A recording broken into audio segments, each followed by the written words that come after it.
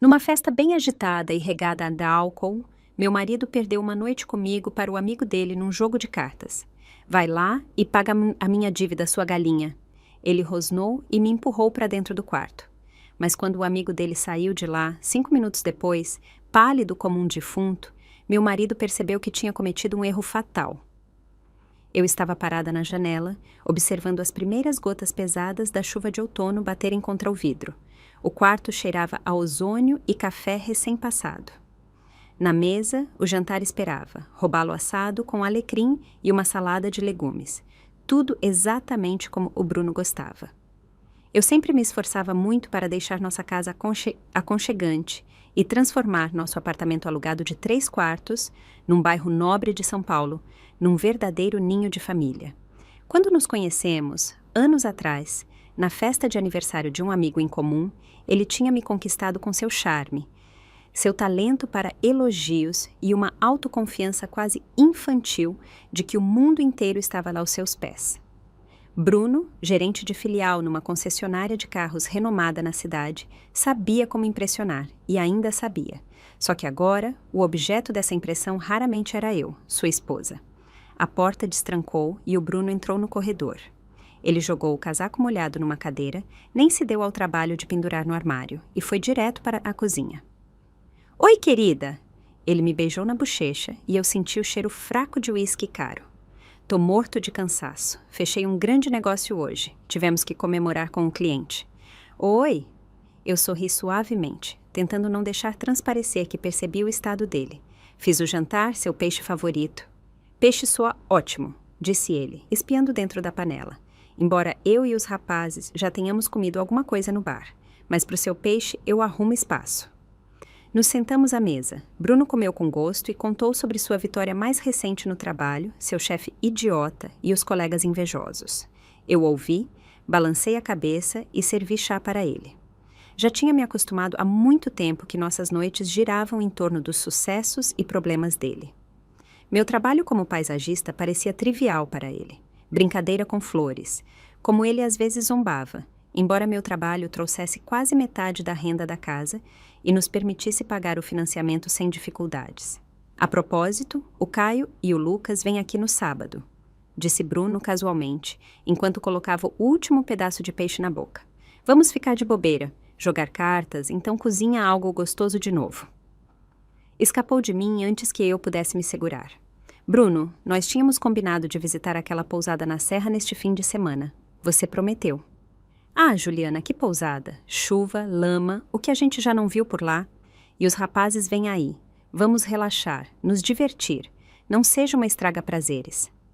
Ele disse isso no tom habitual dele, levemente debochado, mas a palavra me atingiu em cheio. Estraga-prazeres. Eu tinha ouvido essa palavra com cada vez mais frequência ultimamente. Sempre que pedia para ele não deixar meias jogadas por aí, o lembrava de uma consulta médica ou dizia que estava cansada depois do trabalho e não queria barulho em casa. Algo dentro de mim se contraiu de um jeito desagradável. Lembrei do nosso primeiro ano juntos. O Bruno era diferente naquela época. Ele trazia café da manhã na cama, me dava flores sem motivo e ouvia por horas minhas histórias sobre novos projetos. Sonhávamos com filhos, uma casa grande com um jardim que eu mesma projetaria. Onde foi parar tudo isso? Quando foi que o Bruno se tornou esse homem presunçoso e levemente cínico para quem uma noite com os amigos era mais importante do que uma promessa feita a mim? Tudo bem, eu disse baixo. Eu vou cozinhar. Essa é a minha garota, disse ele e deu um tapinha na minha bochecha como se eu fosse uma criança. A propósito, coloca aquele seu vestido azul. O Lucas gosta muito dele. Da última vez ele disse, a minha esposa é só uma ilusão perto da sua. Sério? Tentei sorrir, mas pareceu forçado. Eu não gostava do Lucas, o melhor amigo do Bruno, com suas piadas sujas e aquele olhar de desprezo. E eu definitivamente não queria usar vestido nenhum para agradá-lo. Claro, ele até brincou. Por uma mulher assim vale a pena perder no jogo de cartas. Bruno riu. Eu congelei e olhei para o meu marido. Ele ria sinceramente e não via nada de ofensivo nas palavras dele. Para ele era só uma piada, um elogio ao seu troféu. E para mim era mais um lembrete de que, no mundo dele, eu era um objeto bonito, um orgulho para ser exibido aos amigos. Não disse nada, apenas me levantei e comecei a tirar a louça da mesa em silêncio. Uma angústia surda começou a crescer no meu peito. Foi o primeiro aviso, mas muito claro, de que o barco da nossa família tinha um vazamento sério e estava afundando lentamente. A manhã de sábado começou com o cheiro de panquecas queimadas. Eu, exausta pelo trabalho num projeto complexo, me distraí com a ligação de um cliente e não fiquei de olho na frigideira. Bruno, entrando na cozinha, franziu a testa. Juliana, que cheiro é esse? Você não consegue fazer nem um café da manhã decente no seu dia de folga? Desculpa, me distraí. Joguei as panquecas pretas no lixo. Vou fazer um omelete agora. Não precisa, vou só tomar um café e sair para comprar cerveja para noite. Ele abriu a geladeira. Você não esqueceu que os rapazes vêm hoje, né? Os petiscos estão prontos? Ainda não. Acabei de acordar. Senti a irritação se acumulando dentro de mim. Eu não posso me dividir em 1000 pedaços, Bruno. Tenho um projeto importante para entregar logo. Trabalhei nos esboços a noite toda. Ah, qual é? Esboços. Ele fez um gesto de pouco caso. Que grande problema. Minha mãe criou 3 filhos e trabalhou em fábrica. E ela sempre tinha um banquete de 3 pratos pronto. E você não dá conta de um único projeto. Essa era a comparação favorita dele. A Santa Mãe, que dava conta de tudo, e a sua Juliana, a esposa incapaz. Ele parecia não notar que a mãe dele tinha vivido em outra época, não pagava financiamento imobiliário e não trabalhava até meia-noite para agradar um cliente exigente. Fiquei quieta e decidi não começar uma briga. Fiz o café da manhã dele em silêncio e observei enquanto ele se vestia apressadamente. Antes de sair, ele gritou por cima do ombro. E não esquece de comprar bastante salgadinho e amendoim. O Caio gosta de pistache. A porta se fechou atrás dele, me deixando sozinha na cozinha, com um cheiro de comida queimada e um gosto amargo de ressentimento. Olhei para o meu notebook, onde um projeto complexo para um terreno de casa de campo estava aberto. O cliente, um empresário rico, pedia revisões constantes e exigia perfeição. Esse projeto poderia ser meu grande salto, meu ingresso para o mundo dos grandes contratos e reconhecimento profissional. Mas o Bruno não entendia isso. Para ele, meu trabalho era apenas um cenário para a vida muito mais importante e significativa dele. À noite, quando os amigos do meu marido se instalaram na sala de estar, o apartamento se encheu de risadas altas, tilintar de copos e cheiro de fumaça de cigarro. Eu, como de costume, interpretava o papel da anfitriã, trazendo petiscos, esvaziando os cinzeiros e sorrindo para piadas que me pareciam grosseiras e vulgares. Um homem liso e oleoso, com olhos penetrantes, me fez mais uma vez elogios de duplo sentido. Juliana, hoje você está como uma rosa num canteiro, disse ele quando coloquei uma travessa de sanduíches quentes na mesa. E nós somos como besouros atraídos pela sua beleza. Bruno riu alto e deu um tapa no ombro do amigo. Boa, disse ele. Minha Juliana sabe como impressionar. Eu me forcei a sorrir e corri de volta para a cozinha. Apenas uma pessoa naquele grupo não me fazia querer recuar. Caio, amigo de infância do Bruno, um especialista em TI calmo e reservado. Ele sempre ficava na dele, evitava conversas rudes e me olhava com uma espécie de simpatia triste. Quando trouxe mais uma leva de salgadinhos, Caio se adiantou. Aqui, deixa eu te ajudar. Ele tirou a tigela pesada das minhas mãos. Você não deveria carregar tudo sozinha. Obrigada. Olhei para ele com gratidão. Estou acostumada. Você não deveria se acostumar. Ele sussurrou para que ninguém mais ouvisse. Você parece cansada. Projeto que está me consumindo. Fiz um gesto vago com a mão. Tudo bem, eu dou conta.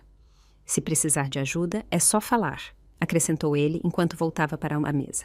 Essa breve conversa me aqueceu um pouco. Era bom saber que pelo menos uma pessoa naquele grupo não me via apenas como um acessório bonito do amigo, mas como uma pessoa viva, que respira. Mais tarde, quando o jogo de pôquer estava a todo vapor e o ar na sala estava denso de fumaça e vapor de álcool, fui para a varanda tomar um ar. Olhei para as luzes da cidade e pensei em como minha vida era drasticamente diferente daquilo que eu tinha sonhado. Eu queria noites tranquilas em família, passeios juntos, conversas de coração aberto, mas em vez disso recebia festas intermináveis e bêbadas, onde me sentia uma estranha e totalmente sozinha. Por que você está aqui sozinha? Bruno apareceu na varanda. Ele já estava bem bêbado. Seus olhos brilhavam com uma excitação doentia. Vem lá para dentro com a gente. A diversão vai começar agora. Estou numa maré de sorte hoje à noite. Pretendo limpar a carteira de todo mundo. Bruno, talvez já chegue por hoje, disse eu preocupada. Você já bebeu muito e está jogando valendo dinheiro. Isso não vai acabar bem. Não me diga como viver. Ele empurrou minha mão grosseiramente. Eu sei o que estou fazendo. Vai lá buscar mais cerveja pra gente. Acabou tudo. Ele voltou para a sala, me deixando sozinha com uma sensação pesada de pressentimento. Eu conhecia a paixão dele por cartas, aquela adrenalina do jogo que nublava o julgamento dele. Ele já tinha perdido quantias consideráveis várias vezes, o que nos forçou a fazer dívidas para cobrir os prejuízos. Mas hoje, vendo o fogo nos olhos dele, percebi que esse jogo poderia custar muito mais do que apenas dinheiro. À meia-noite, o jogo atingiu seu ápice. As apostas subiram, a atmosfera estava tensa. Entrei na sala várias vezes tentando convencer meu marido a parar, mas ele apenas me enxotava irritado. Observei a pilha de fichas na frente dele diminuir e o rosto dele escurecer. Seu principal oponente era o Lucas, que jogava com uma confiança calculista e ocasionalmente lançava olhares oleosos para mim.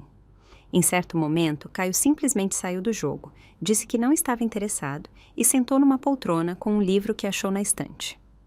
Bruno, chega!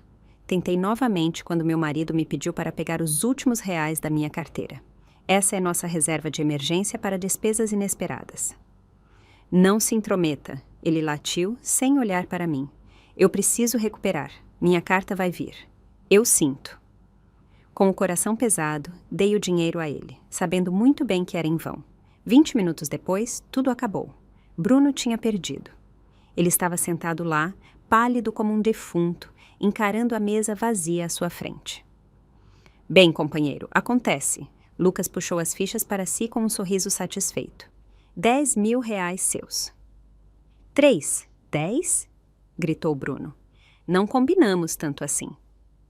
Como não combinamos? Lucas pareceu surpreso. Você mesmo sugeriu dobrar a aposta na última rodada. Todo mundo ouviu, não foi? Não é legal, Bruno. Você tem que manter sua palavra. Senti o chão sumir sob meus pés. 10.000 reais, isso era quase todo o meu salário mensal, dinheiro que eu tinha guardado para cursos de aperfeiçoamento profissional. Eu não tenho tanto dinheiro agora, murmurou Bruno. Eu te pago em 1 mês. Não, cara, assim não dá. Lucas balançou a cabeça. Dívidas de jogo têm que ser pagas na hora. Eu também tenho planos. Ou você quer que eu conte para os rapazes que o Bruno não cumpre a palavra dele? Um silêncio pesado encheu a sala. Bruno estava sentado de cabeça baixa. Vi as mãos dele tremendo. Tive pena dele, mas minha raiva crescia. Como ele podia ser tão irresponsável? Vou pensar em alguma coisa, murmurou Bruno. Então o olhar dele caiu sobre mim. Algo se contorceu nos olhos dele que me assustou. Era o olhar de um animal encurralado, pronto para fazer qualquer coisa para salvar a própria pele. Juliana. Ele se levantou e se aproximou de mim. Precisamos conversar a sós. Ele me levou para a cozinha e fechou a porta com força. Você tem que me ajudar, disse ele, me agarrando pelos ombros. Seus dedos cravaram dolorosamente na minha pele. Você tem que arrumar esse dinheiro. De onde, Bruno? Eu lutava para segurar as lágrimas. Nós não temos essas economias. Você sabe, você gastou tudo com seus jogos. Pega um empréstimo. A voz dele era dura, quase irreconhecível. Vai ao banco amanhã e resolve isso. Você tem um bom nome na praça. Eles vão te dar o crédito. Eu não acreditava no que ouvia. Eu não vou fazer isso só para cobrir suas dívidas de jogo. Vai sim, ele me sacudiu. Você é minha esposa e tem a obrigação de me ajudar. A culpa também é sua. Nós somos uma família. Famílias não apostam seu último centavo, gritei.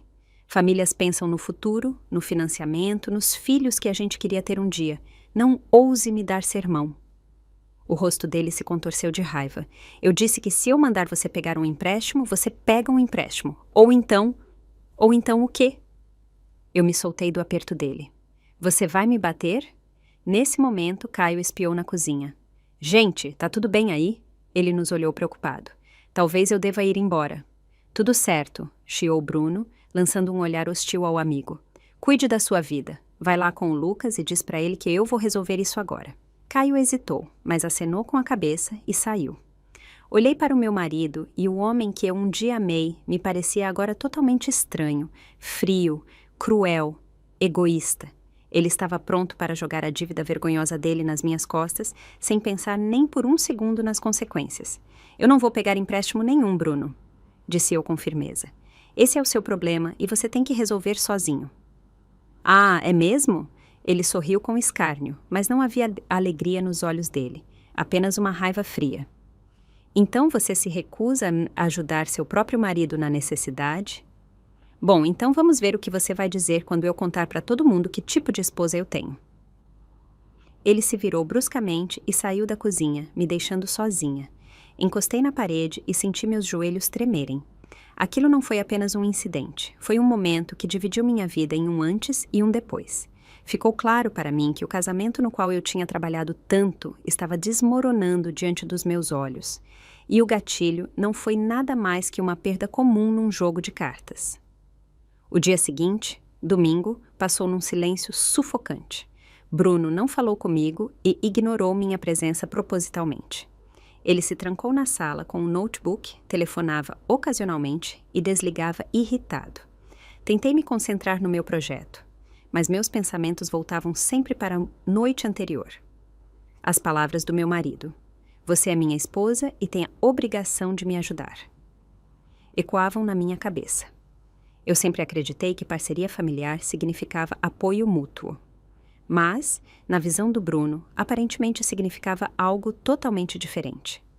À noite, ele finalmente saiu do esconderijo. O rosto dele estava cansado e furioso. Bom, já chega, disse ele, servindo um copo d'água. Por causa da sua teimosia, estou completamente ferrado. O que a minha teimosia tem a ver com isso? Larguei meu lápis. Você perdeu o dinheiro, não eu. Mas você poderia ter ajudado. Você podia simplesmente ter ido lá e pegado aquele maldito empréstimo. Nós poderíamos ter pago juntos. Juntos. Ri com amargura. Como pagamos o apartamento juntos, do qual eu assumo metade? Ou como economizamos juntos para as férias, e aí você decidiu gastar esse dinheiro num celular novo para sua irmã? Bruno franziu a testa.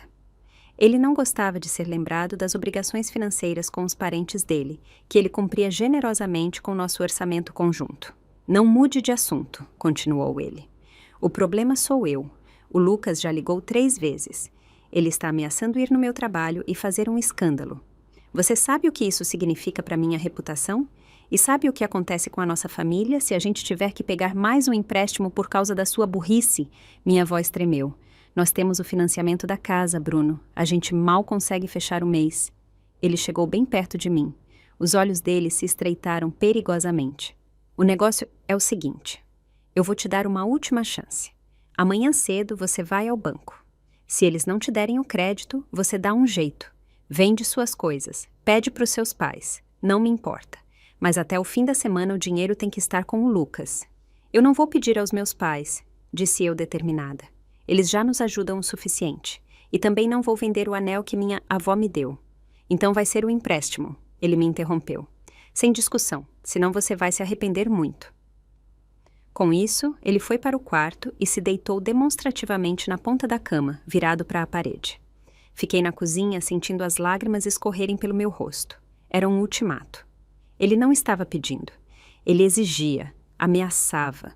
A pessoa em quem eu confiava, a quem eu amava, tinha se transformado num estranho impiedoso e tirano. Lembrei de como meu pai, um coronel reformado, tinha me dito em particular quando apresentei o Bruno a ele pela primeira vez. Ele se ama demais, filha. Homens assim são difíceis. Eles veem na mulher apenas um reflexo do próprio sucesso. Na época, descartei as palavras dele como ciúme de pai, mas como ele estava certo. Bruno realmente só amava a si mesmo e eu era apenas uma ferramenta conveniente para manter a vida confortável dele. Naquela noite mal dormi, me revirando na cama, ouvindo a respiração regular dele e pensando no que fazer a seguir. Ceder, pegar o empréstimo e engolir a humilhação de novo, ou bater o pé e ver do que ele era capaz na raiva. Dentro de mim lutavam o medo e o orgulho. O medo de perder minha família, fosse ela como fosse, e o medo de me perder completamente, de virar uma sombra impotente do meu marido. De manhã fui ao banco. Não porque cedi, mas para provar a ele e a mim mesma que não havia saída fácil. Preenchi a papelada, conversei com o gerente e, como esperado, fui recusada em menos de 1 hora. Nosso comprometimento de renda contra o apartamento era alto demais para outro empréstimo pessoal. Eles me recusaram, disse eu para o Bruno ao telefone. Dá outro jeito, rosnou ele do outro lado da linha. Eu te disse, não me importa como você vai fazer. Não tem outras opções, respondi com calma. Meus pais não são milionários e eu não vou vender o anel da vovó. É uma herança de família. Herança de família? Ele riu. Um som duro e desagradável.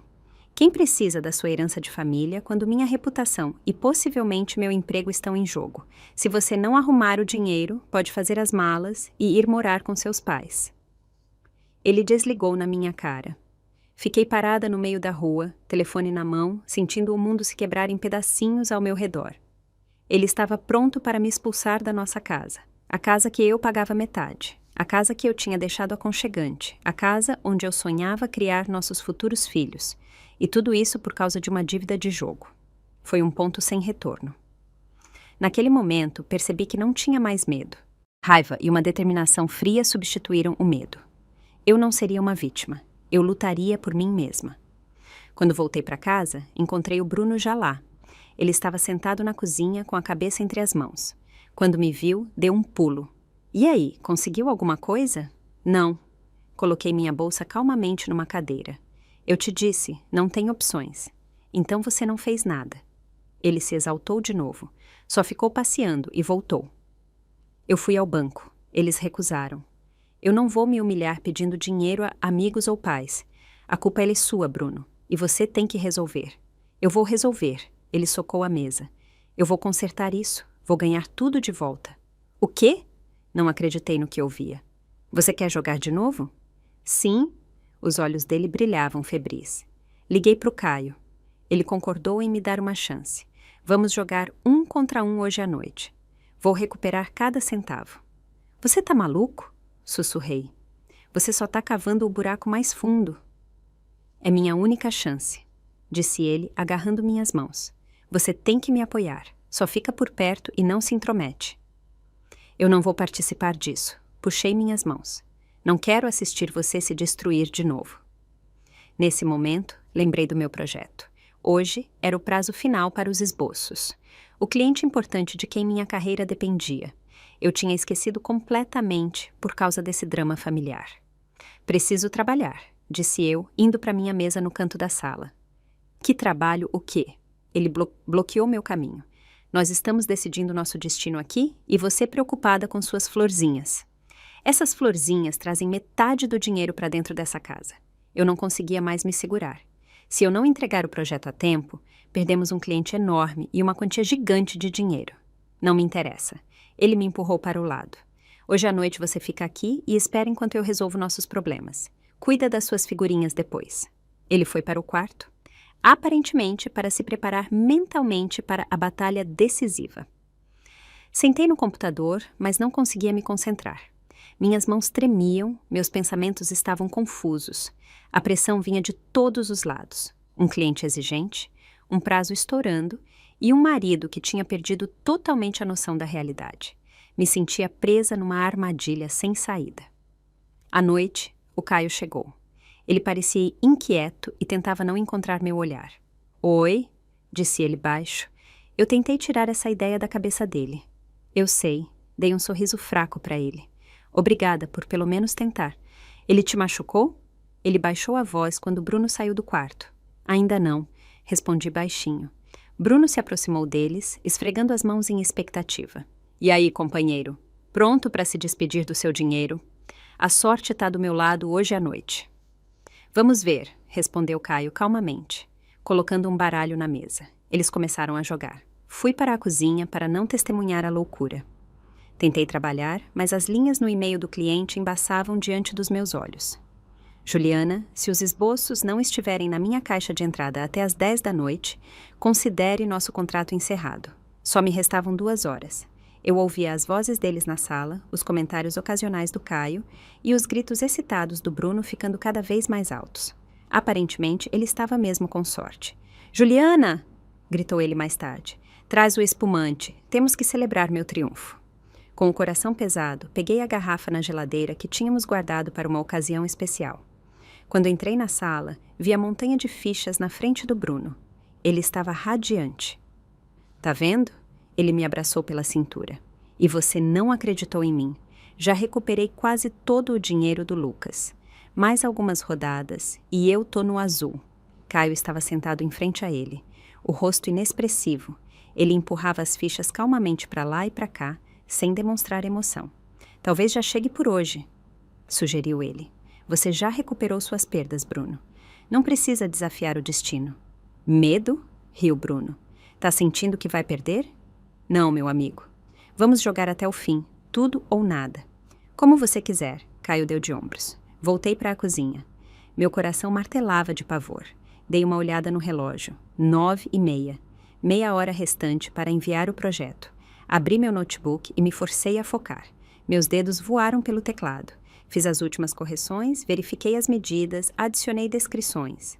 Às 10 em ponto, apertei enviar e me recostei na cadeira aliviada. Feito. Pelo menos no trabalho eu tinha conseguido. E nesse momento veio um barulho da sala que fez meu sangue gelar.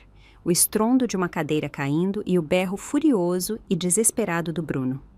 Percebi que ele tinha perdido de novo. Corri para a sala. A cena que vi foi pior que qualquer pesadelo. Bruno estava no meio da sala, o rosto distorcido numa careta de raiva e desespero. A cadeira tombada estava no chão e cartas estavam espalhadas pela mesa. Caio estava sentado no lugar dele, observando o amigo com calma. Do lado dele da mesa, uma pilha de fichas se erguia. Como? Ofegou Bruno. Como isso é possível? Eu tinha um full house. E eu tinha uma quadra, respondeu Caio baixinho. Você perdeu, Bruno. Não, gritou Bruno. Você roubou. Você não podia ganhar.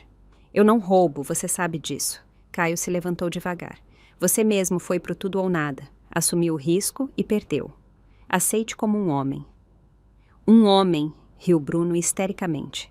Que tipo de homem eu sou agora? Pelo amor de Deus, quanto eu te devo? Junto com a dívida do Lucas, que eu paguei para você para ele não se meter no seu trabalho, são 50 mil reais, contabilizou Caio tranquilamente. Bruno agarrou a cabeça. Ele afundou lentamente no sofá e encarou um ponto fixo, 50 mil. Era uma catástrofe total e absoluta. Eu estava na porta, incapaz de me mexer. Tinha pena dele, mas essa pena se misturava com desprezo e raiva. Caio veio na minha direção. Sinto muito que tenha chegado a esse ponto, disse ele baixo. Eu vou indo. Amanhã converso com o Bruno quando ele estiver sóbrio de novo. Ele foi parar na porta, mas Bruno pulou de repente. Para! Gritou ele. Não vai! A gente não terminou! Do que você está falando? Caio se virou. Você não tem mais dinheiro, Bruno. O jogo acabou. Dinheiro? Bruno arrastou a palavra. O olhar dele voltou para mim. Era o mesmo olhar predatório e calculista de antes, mas agora havia algo muito mais terrível nele. Verdade, eu não tenho dinheiro, disse ele devagar, vindo na minha direção. Isso é verdade, mas eu tenho outra coisa. Eu tenho uma esposa. Eu recuei, mas ele agarrou minha mão. Você é meu amigo, Caio. Ele deu um sorriso torto para o Caio. Você sempre disse que eu tenho uma mulher linda. Bruno, para com isso. O rosto do Caio petrificou. Não, escuta, insistiu Bruno. Eu sei o quanto você gosta dela. Eu não sou cego. Então, aqui vai minha oferta. Uma noite com a Juliana em troca da minha dívida. Um silêncio ensurdecedor preencheu a sala. Eu encarava meu marido, incapaz de acreditar nos meus ouvidos. Ele não podia ter dito isso. Simplesmente não podia ser. Era um pesadelo horrível e absurdo. Caio estava lá, pálido como a morte. Os punhos dele estavam tão fechados que os nós dos dedos ficaram brancos. Você entende o que acabou de dizer? Ele sussurrou. E daí? Bruno deu de ombros, bêbado e alheio ao perigo. Ela é minha mulher, eu faço o que eu quiser. Ela agora é sua mulher, o que significa que você vai dormir com meus amigos se eu mandar. Ele se virou para mim. Os olhos queimavam com um fogo insano. Vai, ele rosnou. Vai pro quarto, paga a minha dívida. Ele me empurrou na direção do quarto. Eu tropecei, mas me mantive em pé.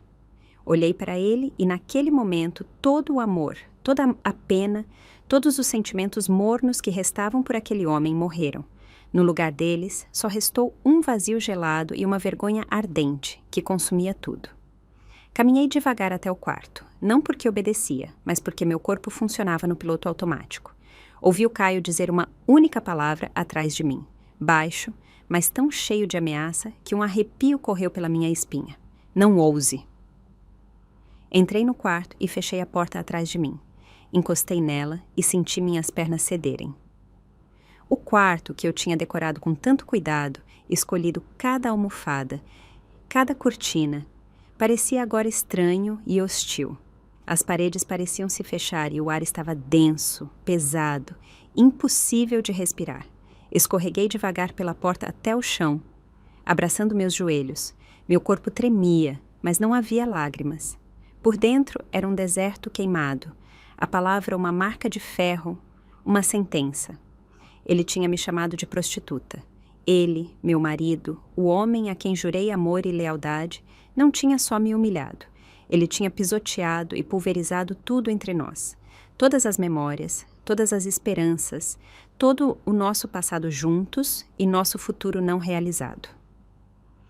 Ele tinha me precificado, me avaliado em R$ 50.000, o preço de um carro usado, o preço da minha honra, da minha dignidade, da minha alma. Fiquei sentada no chão frio, encarando a escuridão. Fragmentos de memórias piscavam na minha cabeça. Lá estávamos nós, jovens e despreocupados, andando na beira de um lago e ele me dando um buquê de margaridas colhidas na hora. Lá estava ele me encontrando depois da minha formatura com um urso de pelúcia gigante. Lá estava ele me pedindo em casamento de joelhos. Os olhos brilhavam com ternura sincera. Para onde aquele homem tinha sumido? Quando ele virou esse monstro? Talvez ele sempre tivesse sido assim e eu simplesmente não queria ver. Lembrei das piadas dele, do desprezo pelo meu trabalho e do egoísmo dele, que eu tinha confundido com confiança masculina. Eu tinha construído nossa família sobre ilusões, sobre uma imagem inventada. E agora, esse castelo de cartas tinha desmoronado e me soterrado sob os escombros. Não sabia quanto tempo tinha passado. 1 minuto, 1 hora, uma eternidade. Do lado de fora da porta estava silêncio. Quieto demais. Esse silêncio era mais terrível que gritos. O que estava acontecendo lá fora? O que o Caio faria e se ele concordasse? O pensamento enviou um calafrio gelado pelo meu corpo. O Caio sempre tinha sido honrado. Mas e se a excitação da bebida, a humilhação de perder e anos de afeto escondido por mim o levassem a agir? Me pressionei contra a porta, me preparando para o pior. A maçaneta girou devagar. Fechei os olhos e me encolhi. A porta abriu silenciosamente e o Caio apareceu no vão. Ele não entrou, apenas parou no batente. Eu me tensionei ainda mais, esperando que ele avançasse, mas ele não se moveu. Abri os olhos devagar. Ele me olhava e no olhar dele havia uma dor infinita e compaixão, tão profundas que entendi que ele não faria nada comigo. Ele não era como o Bruno. Ele não era um predador. Ele era a única pessoa naquele maldito apartamento que ainda me via como gente, não como coisa. Juliana. A voz dele era baixa e rouca. Ele nunca mais vai ousar tocar em você. Fiquei em silêncio, incapaz de falar. As lágrimas que eu segurava há tanto tempo finalmente escorreram pelo meu rosto. Não eram lágrimas de mágoa ou medo, eram lágrimas de alívio. Eu não estava sozinha nesse pesadelo. Caio me observou chorar em silêncio, sem ousar chegar mais perto, com medo de me assustar ainda mais. Ele ficou apenas parado no vão da porta. A presença dele era silenciosa, mas sólida como uma rocha. Quando é que a primeira onda de soluços passou e só restou um fungar baixo, ele finalmente falou. Ele não vale suas lágrimas, Juliana, nem uma única gota. Eu não entendo como isso pôde acontecer, sussurrei, limpando o rosto com a manga. Nós nos amávamos. Ele nunca te amou, disse Caio suavemente, mas com firmeza. Ele amava a si mesmo quando estava com você. Ele gostava de ter uma mulher bonita, inteligente e conveniente. Isso afagava o ego dele, mas no momento em que o conforto dele foi ameaçado, ele mostrou a verdadeira cara. As palavras dele eram duras, mas verdadeiras. No fundo, eu sabia, mas tinha medo de admitir para mim mesma. E o Bruno? O que aconteceu com o Bruno? Perguntei, temendo a resposta. Ele tá bem, fisicamente. Caio sorriu torto. Tá deitado no sofá, voltando a si. Não se preocupe, eu não matei ele, embora quisesse muito. Ele fez uma pausa e acrescentou: Juliana, eu conheço ele desde criança. Crescemos no mesmo bairro. Ele sempre foi egoísta, imprudente, pronto para passar por cima dos outros pela vantagem própria. Eu achei que o casamento com você mudaria ele. Eu achei que podia torná-lo melhor, murmurei. Eu me enganei. Gente como ele não muda. Ele entrou no quarto e se agachou na minha frente, ainda mantendo distância. Eu preciso te dizer uma coisa. Ele me olhou direto nos olhos, e no olhar dele não havia nenhum traço da malícia que o Lucas tinha. Apenas ternura infinita e tristeza. Eu te amo há muito tempo. Desde o dia em que o Bruno nos apresentou pela primeira vez, eu vi como você é radiante, gentil e sincera. E eu vi como ele não te valorizava. Eu fiquei calado todos esses anos porque você era a esposa dele, e ele era meu amigo. Mas hoje ele cruzou qualquer limite. Ele não é mais meu amigo. Eu ouvi, e na minha alma vazia e queimada, algo novo começou a crescer. Não era um sentimento recíproco imediato, não. Era uma consciência do meu próprio valor. Se esse homem, que eu mal conhecia, conseguia ver tudo isso em mim, então eu realmente tinha valor. Isso significava que o problema não era eu, era o Bruno. Eu não vou me aproveitar da situação, continuou Caio. Só quero que você saiba que não está sozinha. Eu vou te ajudar no que puder. Você quer que eu chame um táxi para você ir para os seus pais? Quer que eu te ajude a fazer as malas? Ou quer que eu simplesmente fique sentado aqui na porta até você decidir o que fazer? As palavras dele, o apoio calmo dele, funcionaram melhor em mim que qualquer calmante. A armadura de gelo que prendia minha alma começou a derreter, e no lugar do desespero e da humilhação veio uma raiva fria e vibrante. A raiva não era contra o Bruno. Ele era patético demais para isso. A raiva era contra mim mesma. Por ter deixado me tratarem assim, por ter ignorado as mancadas dele por anos, por ter desculpado ele, acreditado nas mentiras dele. Chega! Me levantei devagar. Minhas pernas ainda tremiam, mas no meu olhar apareceu determinação. Me ajuda a fazer as malas? Disse firme. Caio assentiu, um brilho de alívio nos olhos. Tem certeza? Talvez devêssemos esperar até amanhã. Não, eu não fico nem mais um minuto nesta casa. Esta casa está impregnada das mentiras e da traição dele. Eu vou embora, agora. Fui até o armário e tirei uma mala grande. Naquele momento, eu não pensava para onde iria ou o que faria amanhã. Só sabia de uma coisa. Minha vida antiga tinha acabado, e eu era quem estava colocando o ponto final. Esse foi meu ponto de virada. O momento em que a vítima se torna alguém que decide o próprio destino. Quando o Caio saiu do quarto, o Bruno já estava sentado no sofá segurando um saco de gelo do freezer na cabeça. Quando viu o amigo, tentou forçar um sorriso presunçoso. E aí, dívida paga? Rápido, hein? Espero que minha franguinha tenha sido totalmente do seu gosto. Caio não respondeu. Ele caminhou em silêncio até o Bruno. Seus movimentos eram lentos, quase preguiçosos, mas neles havia uma tensão contida. Bruno, não esperando um ataque, continuou sorrindo. Não esquenta, eu não conto pra ninguém.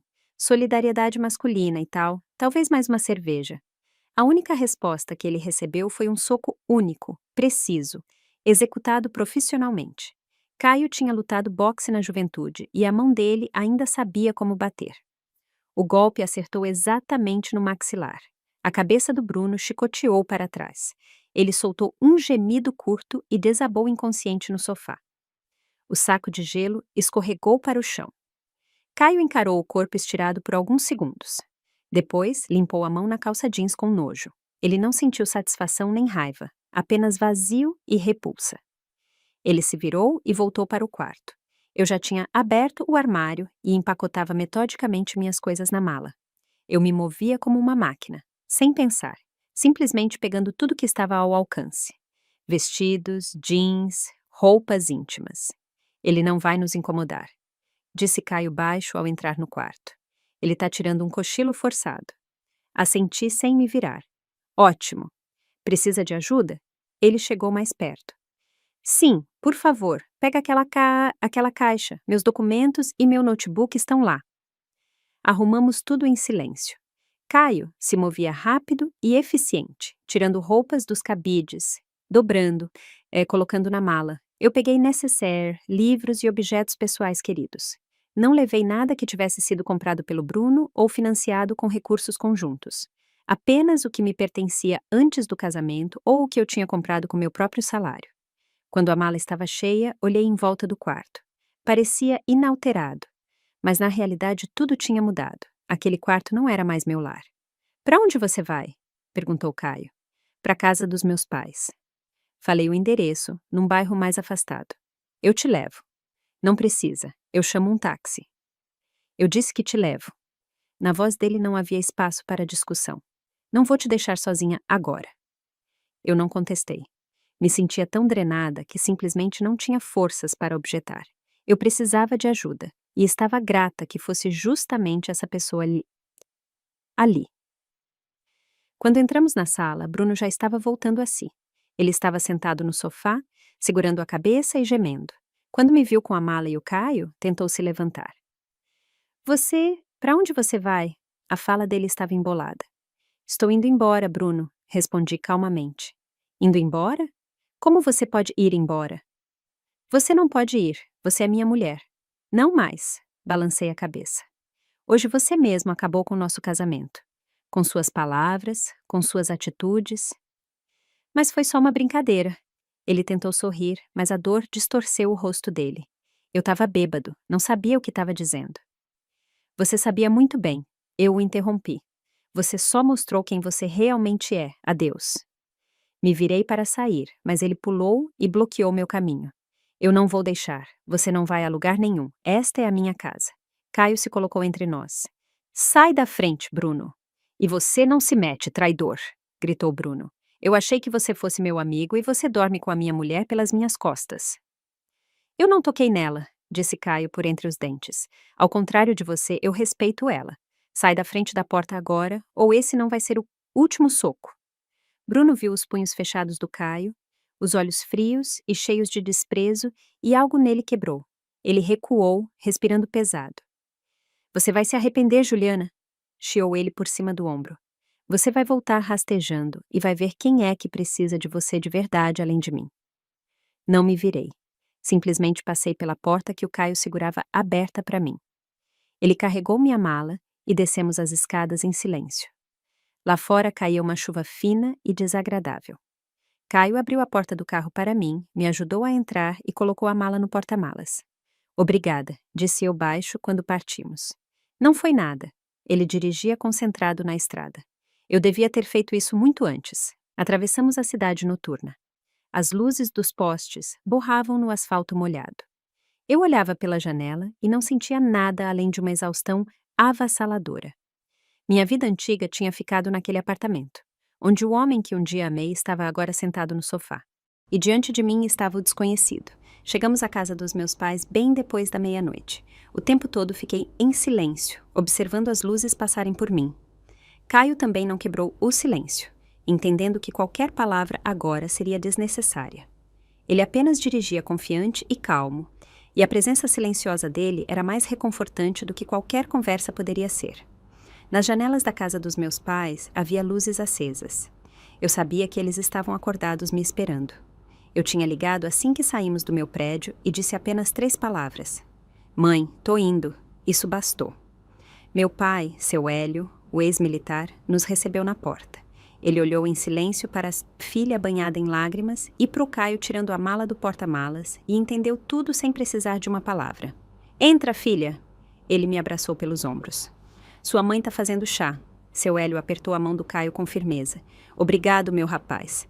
De verdade. Caio desviou o olhar. Vou deixar vocês agora.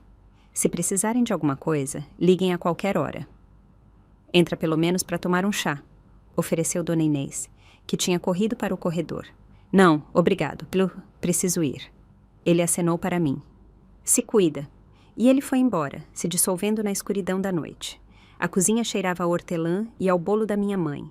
Dona Inês rodopiava no fogão tentando esconder a preocupação atrás das tarefas. Sentei à mesa e só então senti a tensão das últimas horas começar a se desfazer. Eu estava segura, em casa. O que aconteceu, Juliana? Perguntou minha mãe, colocando uma xícara de chá fumegante na minha frente. Tomei um gole e, junto com o calor, a amargura se espalhou pelo meu corpo. Contei tudo. A dívida de jogo, o ultimato, a última partida e aquelas palavras horríveis que o Bruno tinha dito. Eu falava e as lágrimas escorriam sozinhas pelo meu rosto. Minha mãe ouvia em silêncio, acariciando minha mão, enquanto meu pai estava sentado na minha frente. O rosto dele ficava cada vez mais severo. Quando terminei, ele se levantou. Eu vou matar ele, disse ele baixo, mas alto o suficiente para fazer meu coração parar. Pai, não faz isso, disse eu com medo. Não precisa fazer nada, já acabou. Não, filha, não acabou. Meu pai cerrou os punhos. Ninguém tem o direito de humilhar minha filha desse jeito. Ninguém. Hélio, acalme-se. Minha mãe interveio. Agora não. A Juliana precisa descansar e depois a gente lida com aquele canalha. No dia seguinte, Bruno começou a ligar. Primeiro, as ligações eram exigentes e furiosas. Ele gritava no telefone que eu não tinha o direito de ir embora, que eu tinha destruído nossa família. Eu ouvia em silêncio, com o maxilar travado. Depois, o tom dele mudou. Começou a implorar, pedia para eu voltar, prometia que tudo seria diferente. Eu exagerei. Juliana, me perdoa, dizia ele. Eu estava bêbado, não sabia o que estava fazendo. Vamos recomeçar. Eu vou parar de jogar, eu juro. Mas eu não acreditava mais nele. Eu sabia que era apenas um arrependimento passageiro, nascido do medo da solidão e do desconforto. Assim que eu voltasse, tudo começaria de novo. 3 dias depois, ele apareceu, parado com um buquê de rosas murchas no portão da nossa casa, patético e abatido. Meu pai foi ao encontro dele.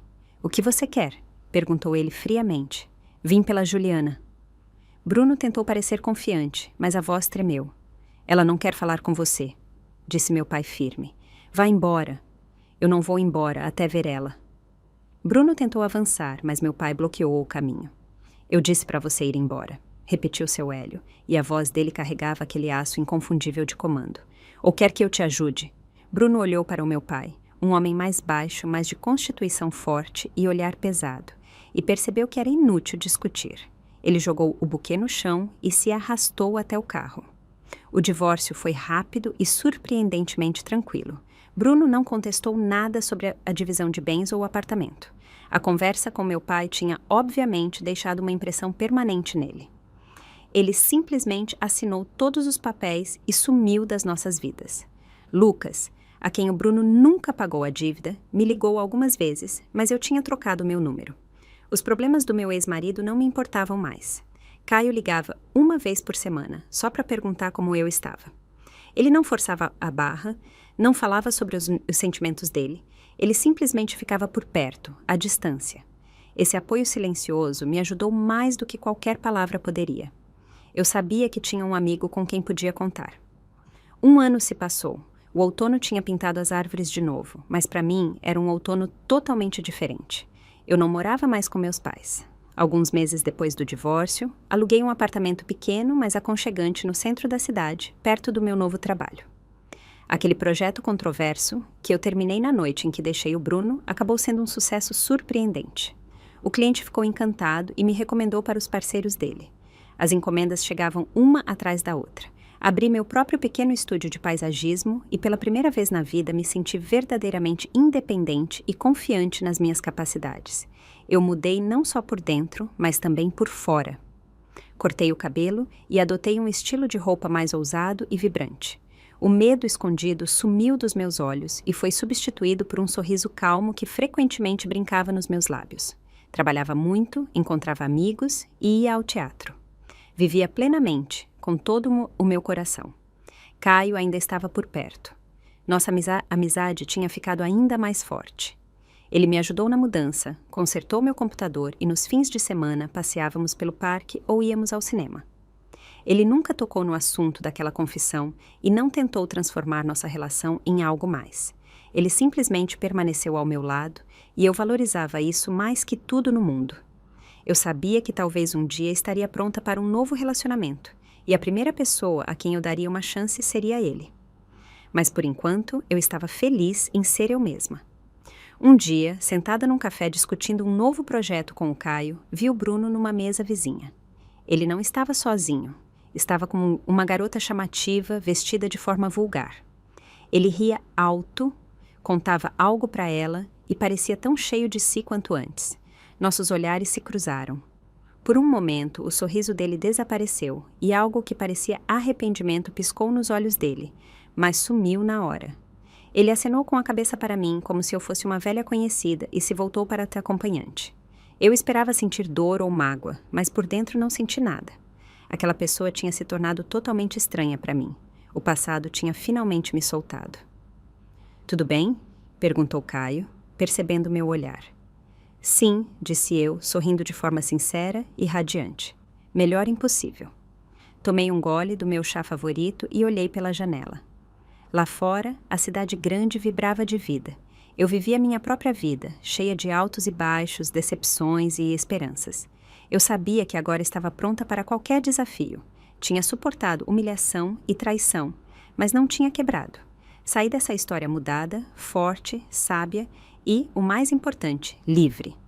Livre para escolher com quem estar, como viver e quem amar. E essa liberdade valeu todo o sofrimento que passei. Gostou da minha história? E de que cidade você está ouvindo? Vamos nos encontrar nos comentários. Se você curtiu a história, pode me apoiar enviando um "valeu demais", para que eu possa criar mais histórias assim. Muito obrigada pelo seu apoio incrível. Fico esperando o seu comentário sobre a história.